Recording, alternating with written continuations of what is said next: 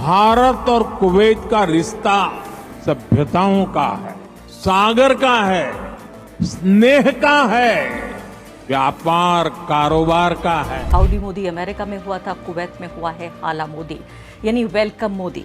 Order of Mubarak the great, ये इसका नाम है।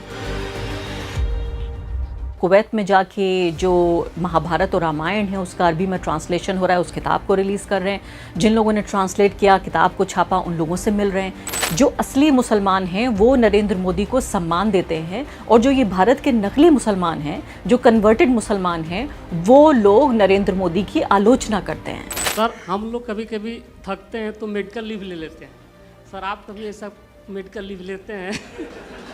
ऐसा है, मुझे भी मेडिकल लीव मिलता है। कैसे, मैं बताता हूँ। जैसे अभी आया, ये जो श्रमिकों के पसीने की महक होती है ना, वो मेरी मेडिसिन होती है।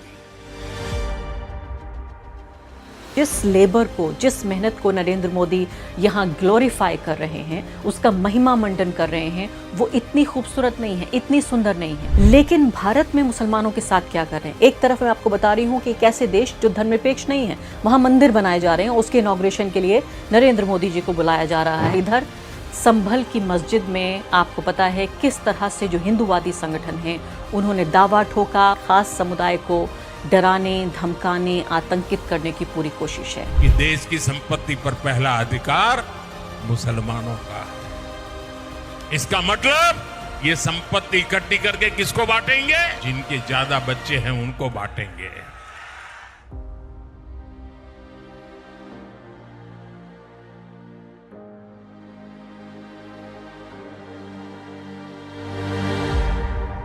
नमस्कार, द वायर में आपका स्वागत है। मैं हूं आरफा खानम शेरवानी। हाउडी मोदी से लेकर हाला मोदी तक। हाउडी मोदी अमेरिका में हुआ था, कुवैत में हुआ है हाला मोदी, यानी वेलकम मोदी।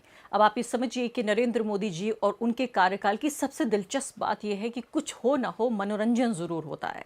बड़े बड़े भव्य कार्यक्रम होते हैं, उसमें ग्लैमर होता है, शान होती है, शोभा होती है, और बहुत सारे एनआरआईज आ जाते हैं, चाहे किसी भी देश में हो, और वो मोदी मोदी के नारे लगाने लगते हैं। ये कुछ हुआ कुवैत में भी, लेकिन इतना ही नहीं हुआ, सिर्फ इतना भर नहीं हुआ कुवैत में। इसके अलावा जो कुछ हुआ, वो जिसको खासकर जो बीजेपी की आईटी सेल है, यानी कि वो लोग जो कि कैबिनेट में मंत्री हैं नरेंद्र मोदी जी के, वो तो आधिकारिक जो लिखी हुई स्क्रिप्ट है उसी को ट्वीट कर रहे हैं, उनके वीडियोस को ट्वीट कर रहे हैं।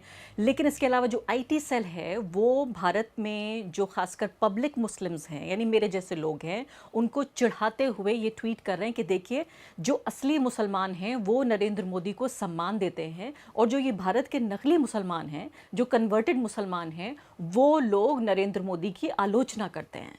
और ये मत समझिए कि कोई बहुत हल्की फुल्की बात है, ये सीधे तौर पर बीजेपी और आरएसएस की जो राजनीति है उसके केंद्र में है कि भारत में जो मुस्लिम समुदाय है, भारत में जो अल्पसंख्यक हैं, उनके ऊपर जुल्म ज्यादती की जाए, उनके अधिकारों को दबाया जाए, उनकी आज़ादी को जितना कम किया जा सके उतना किया जाए, उनको दोयम दर्जे के नागरिक के तौर पर तब्दील कर दिया जाए, और फिर मुस्लिम देशों में जाकर वहाँ पर मुस्लिम शासकों से, वो जो अवसरवादी अपॉर्चुनिस्ट जो मुस्लिम शासक हैं, उनसे सम्मान लिया जाए। और ये सम्मान कुवैत में भी मिल गया। सबसे बड़ा, सबसे ऊंचा नागरिक सम्मान कुवैत में भी मिल गया। अब मैं अगले कुछ मिनटों में आपको बताऊंगी भारत और कुवैत के रिश्तों के बारे में भी, और नरेंद्र मोदी का जो अरब देश हैं, जो मुस्लिम देश हैं, जो खाड़ी के देश हैं, उनके साथ जो रिश्ता है वो क्यों इतना खास बना है, क्यों नरेंद्र मोदी इतने आतुर होकर, इतने ईगर, उतावले होकर आखिर क्यों ये अरब शासकों से मिलते हैं। अरबी कपड़े पहने हुए ये लोग जब उनके साथ तस्वीरें खींचती हैं तो नरेंद्र मोदी खुशी से, आप ऐसा लगता है कि पूरी तरीके से एक सराबोर हो रहे हैं, और ये उनकी ट्विटर टाइमलाइन पे भी साफ झलक रहा है। अब यहाँ मैं आपको बताना चाहती हूँ कि नरेंद्र मोदी को फिलहाल जो है सबसे बड़ा नागरिक सम्मान मिला, और इसके अलावा उन्होंने कहा, नरेंद्र मोदी ने कहा कि जो भारत है और कुवैत है उसका रिश्ता सभ्यता का रिश्ता है, सागर का रिश्ता है, स्नेह का रिश्ता है, कारोबार का रिश्ता है। एक बात तो माननी पड़ेगी कि नरेंद्र मोदी बोलते बहुत अच्छा है, ऐसी बातें बोलते हैं जैसे मन पसीज जाए, और इस व्यक्ति को देखकर बिल्कुल ये नहीं लगेगा कि इतनी कोमल बातें करने वाला व्यक्ति, ऐसा लगता है कि मुंह से फूल झड़ रहे हों इस व्यक्ति के। वो अपने देश में अपने ही अल्पसंख्यकों के साथ उसकी जो नीति है और जो राजनीति है वो इतनी भेदभाव और हिंसा से भरी हुई है। तो सबसे बड़ा नागरिक सम्मान उनको यहाँ मिल गया, और ये नागरिक सम्मान देते हुए ये तस्वीर आप देख रहे हैं। नरेंद्र मोदी ने क्या कहा ये भी सुन लेते हैं। भारत और कुवैत का रिश्ता सभ्यताओं का है, सागर का है, स्नेह का है, व्यापार कारोबार का है। हिंदुस्तान से यहाँ आना है तो 4 घंटे लगते हैं, प्रधानमंत्री को 4 दशक लग गए। भारत और कुवैत अरब सागर के 2 किनारों पर बसे। हमें सिर्फ डिप्लोमेसी ने ही नहीं बल्कि दिलों ने आपस में जोड़ा। तो सबसे बड़ा नागरिक सम्मान कुवैत का मिल गया, और सिर्फ कुवैत ही काफ़ी नहीं है। 2014 में नरेंद्र मोदी जब से प्रधानमंत्री बने, जो ये पूरी वेस्ट एशिया की जो राजनीति है, खाड़ी देशों की राजनीति, उसमें नरेंद्र मोदी पर्सनलाइज कर रहे हैं उसको, यानी अपनी शख्सियत का इस्तेमाल करके बाकायदा बढ़ चढ़ कर इन देशों में जाते हैं, इन देशों के नेताओं से मिलते हैं, उनसे उनको सम्मान मिलते हैं, कारोबारी रिश्ते बढ़ते हैं, सामाजिक रिश्ते भी बढ़ते हैं, जो अच्छी बात है। लेकिन सबसे बड़ी बात जो इस पूरी राजनीति का दोहरापन है, की तरफ मैंने भी इशारा किया और विस्तार से भी मैं बताऊंगी, लेकिन इससे पहले आप समझ लीजिए कि 5वां ऐसा देश बन गया है, मिडिल ईस्ट जिसे कहा जाता है, या हमारे नज़रिए से देखें तो पश्चिमी एशिया कहा जाता है। यहाँ पर जो प्रधानमंत्री को हाईएस्ट ऑनर मिला है, order of Mubarak the great, ये इसका नाम है। इससे पहले सऊदी अरब ने दिया था, ये 2nd हाईएस्ट सिविलियन ऑनर दिया था नरेंद्र मोदी जी को। पैलेस्टाइन फिलिस्तीन ने भी दिया है एक हाईएस्ट सिविलियन ऑनर 2018 में। यूएई ने दिया 2019 में, हाईएस्ट सिविलियन ऑनर था ऑर्डर ऑफ जायद। और इसके अलावा 2019 में बहरीन में भी प्राइम मिनिस्टर नरेंद्र मोदी को 3rd हाईएस्ट, तीसरा सबसे ऊंचा ऑनर दिया गया, ऑर्डर ऑफ रेनेसांस। तो आप ये समझिए कि ये पूरी जो राजनीति है इसको अच्छे तरीके से ये समझने की ज़रूरत है कि नरेंद्र मोदी जब पश्चिमी देशों में जाते हैं तब भी वहाँ लोगों को गले लगाते हैं और उनके लिए लाल जो कालीन है वो बिछाया जाता है।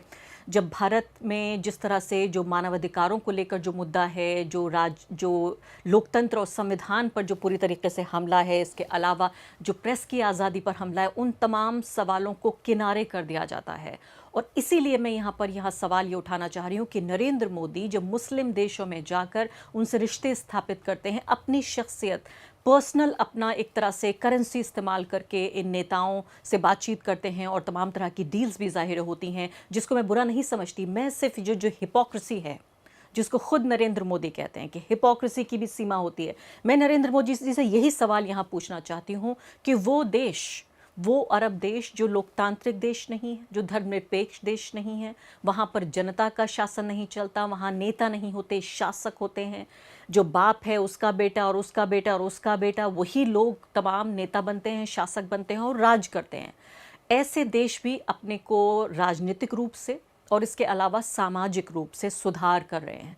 सऊदी अरब की ये तस्वीर देखिए, आपको यकीन नहीं होगा कि वो देश है जिसको कस्टोडियन माना जाता है इस्लाम का पूरी दुनिया में, यानी रखवाला माना जाता है इस्लाम का। वो अपने को सामाजिक रूप से जिस तरह से खोल रहा है, और इसको लेकर अलग अलग तरह की आलोचना भी है। कुछ लोगों को ये बात पसंद आ रही है कि सऊदी अरब अपनी पहचान, पसंद नहीं आ रही है कि सऊदी अरब अपनी पहचान एक इस्लाम के कस्टोडियन के तौर पर पूरे तरीके से भूल रहा है, खो रहा है जो उसकी विरासत है। लेकिन कुछ लोग इस बात को पसंद भी कर रहे हैं कि क्यों एक इतिहास में एक तरह से जड़ जाए, क्यों ऐसा हो कि दीवार में एक तरह से चुन जाए, पत्थर पर लिखी गई लकीर की तरह क्यों होना चाहिए किसी भी एक देश का जो भविष्य है, और उसके लोगों को भी इस बात का पूरा हक है कि उसे खोला जाए। तो मेरा कहने का मकसद पूरा ये है कि चाहे वो यूएई आप देखें या सऊदी अरब आप देखें, आप देख रहे हैं कि सामाजिक तौर पे ये अपने आप को खोल रहे हैं। हॉलीवुड और बॉलीवुड के लोगों को बुलाया जा रहा है, सितारों का मजमा हो रहा है, बड़े बड़े जो फुटबॉलर्स हैं और जो बड़े खिलाड़ी हैं पूरी दुनिया से, जो इन्फ्लुएंसर्स हैं, उनको बुलाया जा रहा है ताकि पूरी दुनिया में ये मैसेज पहुंच जाए कि सऊदी अरब अब पूरे तरीके से सामाजिक तौर पे खुल गया है, सामाजिक तौर पे उदार हो गया है। ऐसे में भारत, जिसकी जड़ों में, जिसकी सभ्यता में ही उदारवाद है, वो अपने को किस तरह से जड़ रहा है, जकड़ रहा है जंजीरों में, जो धार्मिक बहुसंख्यकवाद है उसकी जंजीरों में जकड़ रहा है। अब यहाँ पर मैं आपको बताना चाहती हूँ कि नरेंद्र मोदी जी ने वहाँ पर जो डायस्पोरा यानी वहाँ जो रहने वाले लोग हैं उनसे मुलाकात की कुवैत में, और वहाँ भी मोदी मोदी हुआ। और ये सबसे बड़ी कम्युनिटी है कुवैत में। अगर आप देखिए कितना महत्वपूर्ण ये देश है, और इस बात के लिए नरेंद्र मोदी को बधाई भी देनी पड़ेगी कि इंदिरा गांधी के बाद 43 साल बाद कुवैत जाने वाले वो दूसरे प्रधानमंत्री बने। यानी 43 इंदिरा गांधी के बाद नरेंद्र मोदी दूसरे प्रधानमंत्री हैं जो गए हैं। 43 साल इस बात को गुजर गए हैं, और इस बात का जिक्र उन्होंने भी किया खुद अपनी स्पीच में। क्या कहा कि आपको तो भारत जाने में 4 घंटे लगते हैं, लेकिन 40 साल से ज़्यादा गुजर गए एक भारतीय प्रधानमंत्री को यहाँ आने में। और वो ये कह रहे हैं कि देखिए जो अरब सागर है वो सिर्फ हमें सागर ही नहीं जोड़ रहा है, बल्कि दिल भी हमारे जुड़े हुए हैं, दिल का रिश्ता हमारा जुड़ा हुआ है। अरबी में ट्वीट कर रहे हैं। इसके अलावा जब वो वहाँ तो मिले डायस्पोरा के लोगों से, लेकिन वहाँ जो मज़दूर हैं, वहाँ जो काम करने वाले लोग हैं, जब उनसे मुलाकात हुई, बाकायदा एक लेबर कैंप में भी चले गए नरेंद्र मोदी। और हंसी आ रही थी, दुख भी हो रहा था कि वो लोग वहाँ पर जो बहुत कम पैसे में बहुत मेहनत करते हैं और 10 साल, 15 साल, 20 साल, 25 साल तक अपने देश से दूर रहते हैं। और आप जानते हैं कि खाड़ी के देशों में ना तो आपको नागरिकता मिलती है, आप मुश्किल से, बहुत सारे देशों में तो आप ज़मीन तक नहीं खरीद सकते हैं, आप अपने भविष्य की प्लानिंग नहीं कर सकते, अपने परिवारों को वहाँ नहीं ले जा सकते। इसलिए ज़्यादा, क्योंकि इतनी कमाई नहीं होती कि पूरे परिवार वहाँ रह सकें, इसलिए ज़्यादातर लोग जो कि साउथ ऑफ इंडिया से आते हैं, दक्षिण भारत से ज़्यादातर लोग आते हैं, केरल से, आंध्र प्रदेश से, इसके अलावा कुछ यहाँ पर उत्तर भारत के लोग भी हैं। इनमें बड़ी तादाद जो मुसलमान हैं उनकी भी होती है, और बड़ी बदतरीन ज़िंदगी होती है। किसी तरह से थोड़ा बहुत पैसा कमा कर, बचा कर वो अपने घर भेजते हैं, जिससे उनका गुजारा हो जाता है। तो यहाँ पर जो एक स्ट्रक्चरल जो समस्या है, जो ढांचागत समस्या है, उसको भी समझना ज़रूरी है कि जिस लेबर को, जिस मेहनत को नरेंद्र मोदी यहाँ ग्लोरीफाई कर रहे हैं, उसका महिमा मंडन कर रहे हैं, वो इतनी खूबसूरत नहीं है, इतनी सुंदर नहीं है। अगर इनमें से किसी के पास भी अवसर होता कि यही नौकरी है, इससे थोड़ी कम नौकरी जिसमें कम पैसे मिल पाते, अगर वो भी भारत में मिल पाती, यानी नौकरी का इतना अभाव नहीं होता, तो वो लोग अपने देश आना पसंद करते हैं। इसके लिए मैं पूरे तौर से नरेंद्र मोदी को जिम्मेदार नहीं मानती, इसमें पिछली सरकारें भी उतनी ही बड़ी जिम्मेदार हैं। लेकिन नरेंद्र मोदी चूंकि बढ़ चढ़ कर ये बात कहते हैं कि भारत विश्व गुरु बन गया है और भारत अब इतनी बड़ी ताकत बन गया है, दुनिया की सारी समस्याएं ख़त्म हो चुकी हैं, इसलिए उनके इस बड़बोलेपन पर यह कहना ज़रूरी है कि यहाँ लेबर कैंप में मज़दूरों से मुलाकात करके उनके पसीने की बात करना कि तुम्हारा जो पसीने की खुशबू है वो मेरी दवा है। जैसे मैंने कहा कि मुख से ऐसा लगता है फूल झड़ते हैं, लेकिन उसी को, समस्या को अगर आप देखने की कोशिश करें तो बहुत गहरी समस्या है। आइए एक झलक देखते हैं जो मजदूरों से उन्होंने बातचीत की। जब ये सब मेहनत करते मैं देखता हूँ तो मुझे लगता है कि मुझे भी, अगर वो 10 घंटे काम करते हैं तो मुझे 11 घंटे करना चाहिए। अगर वो 11 घंटे काम करते हैं तो मुझे 12 घंटे करना चाहिए। मैं भी मेरे परिवार के लिए काम करता हूं। मेरे परिवार में 140 करोड़ लोग हैं, तो मुझे जरा ज्यादा काम करना पड़ता है। सर हम लोग कभी कभी थकते हैं तो मेडिकल लीव ले लेते हैं। सर आप कभी ऐसा मेडिकल लीव लेते हैं? ऐसा है, मुझे भी मेडिकल लीव मिलता है। कैसे, मैं बताता हूँ। जैसे अभी आया, ये जो श्रमिकों के पसीने की महक होती है ना, वो मेरी मेडिसिन होती है। तो आपने देखा, वो कह रहे हैं कि भाई हम बीमार हो जाते हैं तो हम मेडिकल लीव लेते हैं, सिक लीव लेते हैं। इस पे नरेंद्र मोदी कहते हैं कि आप तो अपने परिवार के लिए काम करते हैं, मैं तो 140 करोड़ भारतवासियों के लिए, वही मेरा परिवार है, वही काम करते, मैं उनके लिए काम करता हूँ। पिछले लगातार 11 सालों से, लगभग 11 साल होने जा रहे हैं, वही स्क्रिप्ट चल रही है, वही रेडियो है जो बार बार चल रहा है कि मैं 140 करोड़ लोगों के लिए काम करता हूँ। आप काम कर रहे हैं 140 करोड़ लोगों के लिए। कहते हैं कि भाई 18 घंटे, 20 घंटे, 22 घंटे नरेंद्र मोदी काम कर रहे हैं, मेहनत कर रहे हैं। बड़ी अच्छी बात है, बधाई उनको कि वो इतना काम करते हैं। लेकिन इस काम की दिशा क्या है? क्यों भारत में अर्थव्यवस्था, भारत में महंगाई की जो पूरी हालत है, बदतरीन रोजगार की जो हालत है, यानी महंगाई और बेरोजगारी जो है रिकॉर्ड स्तर पर। पिछले 40 साल में इतनी बेरोजगारी नहीं हुई भारत में जितनी अब देखने को मिल रही है। इसके बावजूद भी कि तमाम तरह का सरकारी जो डेटा है उसको छिपाया जा रहा है। अब आपको मैं कुछ आंकड़े बताना चाहती हूँ जो गल्फ़ कंट्रीज़ हैं उनके बारे में। 55% जो NRIs हैं, नॉन रेजिडेंट जो इंडियंस हैं, वो रहते हैं 6 गल्फ़ कंट्रीज़ में। 20% जो कुवैत की आबादी है, 20%, वो भारतीय है, और 30% जो उनका वर्कफोर्स है, यानी जितने लोग काम करते हैं कुवैत में, उसके 30% लोग, हर तीसरा व्यक्ति भारतीय है। अब आप सोचिए कि कुवैत की इकोनॉमी को कितना फ़ायदा पहुंचा रहे होंगे ये वो भारतीय, जो अगर भारत में होते, यहाँ छोटी मोटी नौकरी भी होती तो अपने परिवार के साथ भी रहते और भारत की जो अर्थव्यवस्था है उसको भी कहीं ना कहीं फ़ायदा पहुंचाते। और जो कारोबार है भारत और कुवैत के बीच, वो $10 बिलियन का कारोबार फ़िलहाल यहाँ पर हो रहा है। इसके अलावा जिस चीज़ को बाकायदा मैं कहूँगी जिसकी नुमाइश की गई, उसमें ये था कि कुवैत में रामायण और महाभारत जो हिंदू धर्म ग्रंथ हैं उनको अरबी में ट्रांसलेट किया गया। उनसे भी नरेंद्र मोदी मिले, उनके साथ तस्वीरें खिंचवाई गई, यहाँ पर हमने देखा, जो बड़ी अच्छी बात है। मैं तो कहती हूँ कि तमाम धर्मों का आपस में मिलना जुलना होना चाहिए, तमाम धर्मों की जो दीवारें हैं, जो जड़ता है, इसको ख़त्म होना चाहिए।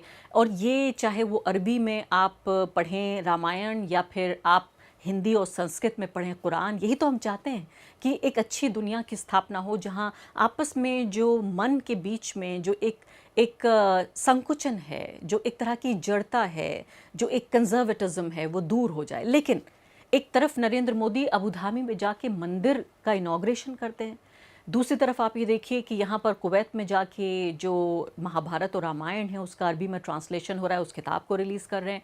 जिन लोगों ने ट्रांसलेट किया, किताब को छापा, उन लोगों से मिल रहे हैं।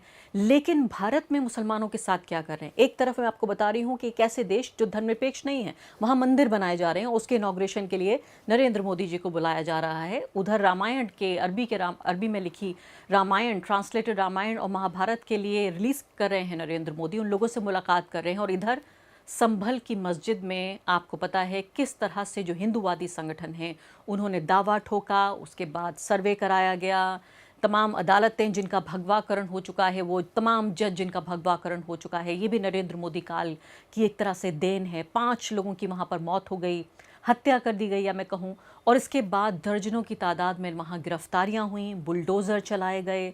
वहाँ जो लोकल एमपी हैं उनके घर पर भी बिजली चोरी का आरोप लगाया जा रहा है, और उसमें भी जितनी फोर्स तैनात की गई, तमाम तरीके से एक ख़ास समुदाय को डराने, धमकाने, आतंकित करने की पूरी कोशिश है। वक्फ़ को लेके आप जानते हैं पूरा बवाल खड़ा हुआ है कि भाई वक्फ़ जो बोर्ड है उसने ज़मीनों पर कब्ज़ा किया है। उल्टी बात होनी चाहिए, लेकिन वक्फ़ को लेकर पूरी राजनीति हो रही है। फिर मुस्लिम जो प्रॉपर्टीज़ हैं उनको निशाना बनाया जा रहा है। यूनिफॉर्म सिविल कोड के नाम पर जो बहुसंख्यक समुदाय है उसका तुष्टिकरण करने की कोशिश हो रही है कि देखिए फिर हम मुसलमानों को सबक सिखाने जा रहे हैं। ये वही प्रधानमंत्री हैं जिनके कार्यकाल में सिटीजनशिप अमेंडमेंट एक्ट, जिसमें सीधे तौर पर जो भारत के जो मुसलमान हैं उनके साथ डिस्क्रिमिनेशन की कोशिश है इस कानून में, और धर्म को आधार बनाया जा रहा है नागरिकता देने के लिए। तो उस तमाम अगर अलग अलग हम देख लें, और मैं तो यहाँ वो उन खबरों का भी जिक्र नहीं कर रही हूँ जिसमें तमाम तरह से सड़कों पर लिंचिंग होती रही है, मैं उन खबरों का भी जिक्र नहीं कर रही हूँ जिसमें जो मुस्लिम समुदाय के लोग हैं उनका आर्थिक बहिष्कार करने की, और ये वही लोग हैं जो सपोर्ट नेटवर्क बनाते हैं नरेंद्र मोदी के, जो सरकार है उनकी और जो पार्टी है उनकी। ऐसा नहीं है कि ये सरकार अलग है और ये लोग अलग हैं, ये तमाम वहीं से शह पाए हुए लोग हैं, इन्हीं को वहीं से प्रोत्साहन मिलता है जो सत्ता में सबसे ऊंचे पदों पर बैठे हुए लोग हैं। तो एक तरफ मुस्लिम विरोधी राजनीति और दूसरी तरफ हम देख रहे हैं नरेंद्र मोदी का आतुर होकर, उतावला होकर जो मुस्लिम देश हैं उनके नेताओं से मिलना, वहाँ से वैलिडेशन हासिल करना, और यहाँ पर फिर बीजेपी IT सेल के ज़रिए भारत के मुसलमानों को चिढ़ाना कि देखिए मुसलमानों से कोई समस्या नहीं है नरेंद्र मोदी को। बीजेपी बहुत बड़ी हितैषी पार्टी है मुसलमानों की, क्योंकि जो ओरिजिनल मुसलमान हैं, जो असली मुसलमान हैं, वो तो उनको गले लगा रहे हैं। आपकी समस्या सबसे बड़ी है कि आप सिर्फ राजनीति से प्रेरित होकर नरेंद्र मोदी को क्रिटिसाइज़ करते हैं।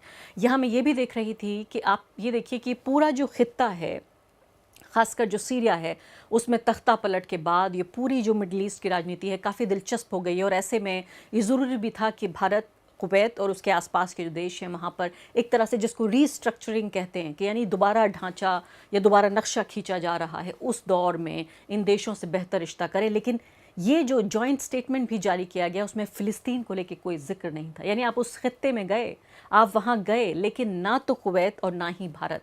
और इसीलिए मैं तमाम ये अरब शासकों के लिए हमेशा ये कहती हूँ कि इनकी नज़र में ना तो मानवाधिकार, ना किसी अल्पसंख्यक के अधिकार, ना ही मुसलमानों के अधिकार। ये बनते हैं अपने को बहुत बड़े रक्षक मुसलमानों के, लेकिन सिर्फ और सिर्फ अवसरवादी नेता हैं। ये अपने अवसरवाद के लिए किसी भी हद तक झुक सकते हैं और गिर सकते हैं। द वायर के और वीडियोस देखने के लिए सब्सक्राइब करें और बेल आइकन पर क्लिक करें। स्वतंत्र पत्रकारिता की आर्थिक मदद करने के लिए डिस्क्रिप्शन में दिए गए लिंक पर जाएं और अपनी राशि चुनें।